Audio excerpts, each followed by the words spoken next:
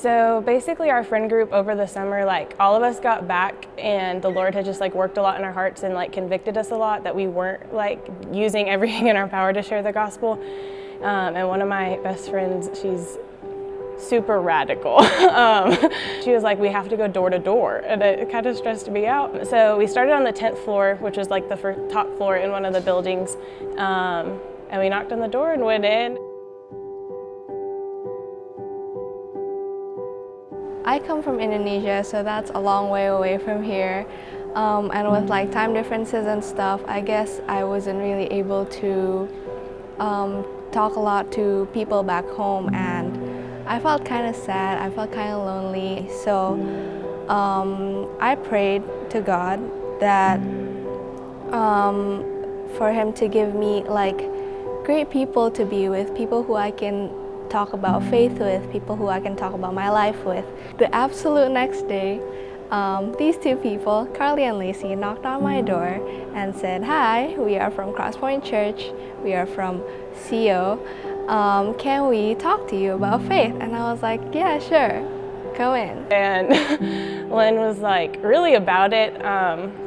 She was very peaceful about it, like wanted to hear what we were talking about. Then we talked about faith, and I was like so excited to talk to them about it because I literally just prayed about it the day before. And then she came to church with us that next Sunday, and at every point was just like about it and wanted to know more. And it was the first time that I'd ever seen anybody like, I literally just showed up at this girl's door and she's like about everything that I'm saying, which is wild. And then right after church, we decided we were just gonna go get lunch. And we ate with a bunch of other people, including Mallory.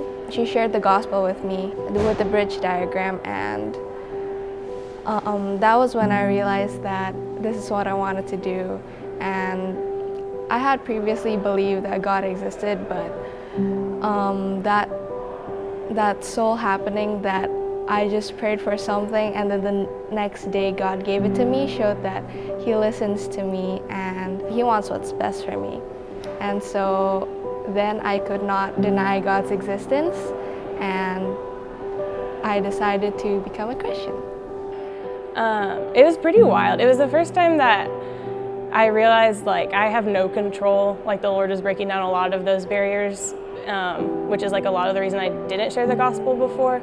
I became extremely happy. I was just excited to walk with God and to have people walk with me, and that happiness is something that I wanted to share to everyone. I want people to be happy. I want people to walk with God. I was like, there's no way this girl is going to want to just come knock on doors with us. That's very abnormal.